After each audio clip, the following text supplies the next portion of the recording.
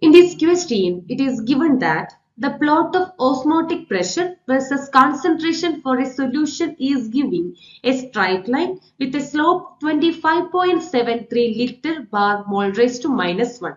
We have to find out the temperature at which the osmotic pressure measurement is done. We have the equation to find out the osmotic pressure of a solution, that is pi is equal to C into R into T. Here C is the concentration of the solution, R is the gas constant and T is the temperature. In a plot between osmotic pressure pi and concentration C, the slope will be RT value. So we can write from this, and from the data we can see the slope of the straight line is 25.73. Now we can write the value of RT, that is the slope, will be equal to 25.73. Now from this one we can calculate the temperature by rearranging the equation, that is T is equal to the value of slope divided by R value.